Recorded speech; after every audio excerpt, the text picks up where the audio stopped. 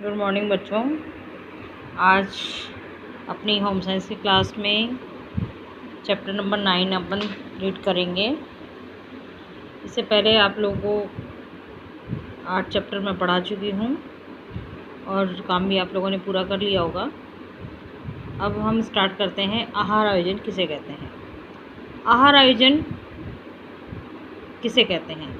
परिवार के सभी सदस्यों को उनकी पौष्टिक आवश्यकताओं के अनुरूप भोजन उपलब्ध कराना ही क्या कहलाता है? आहार आयोजन कहलाता है। तो ये अपने टॉपिक का नाम भी है, तो जब तक हम उस टॉपिक को क्लियर नहीं करेंगे तब तक हम उसको आगे रीड नहीं कर सकते।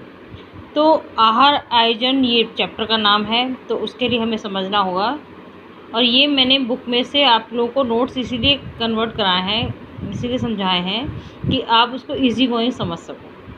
बुक का चैप्टर का पेज भी भेजूँगी, वो आपको रीड आउट करना है। बाकी आपको जो समझना है वो टॉपिक मैंने आपको इसमें कॉपी में लिख के समझा दिया है, आप इसको एज इट इज़ नोट्स में उतार लेना।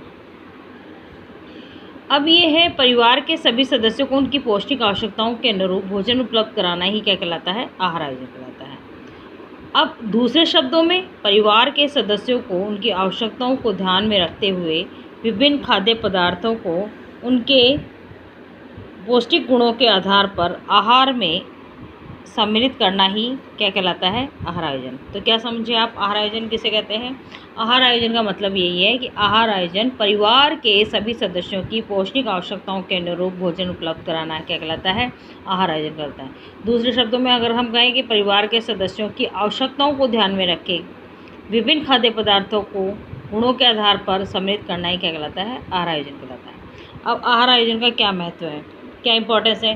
देखिए, सबसे बड़ी बात तो ये है, परिवार के सभी सदस्यों को क्या होगा? पोषण संबंधी आवश्यकताओं की पूर्ति होगी, हमें खाना विविध रूप से मिलेगा और समय शक्ति धन की बचत होगी और बचे भोज्य पदार्थों को हम ठीक प्रकार से काम में ले सकेंगे।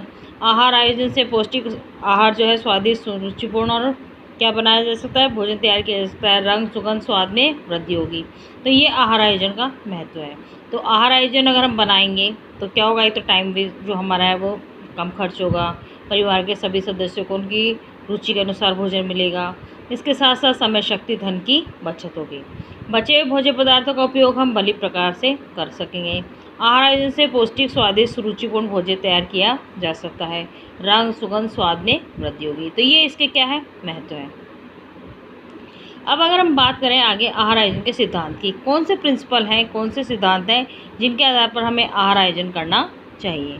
तो आहार आयोजन के लिए सबसे पहले पौष्टिक आवश्यकताओं को ध्यान रखना चाहिए, विविधता का ध्यान रखना चाहिए, सुधार, संतुष्टि, आहार समय, पूरे दिन को एक इकाई माना जाए, समय, भोजन की स्वीकार्यता और पकाने की उचित विधियाँ। तो इन सभी को हमें ध्यान में रखकर भोजन बनाना चाहिए। नेक्स्ट क्लास में हम कल क्लियर करेंगे। आज के लिए इतना ही काफ़ी है।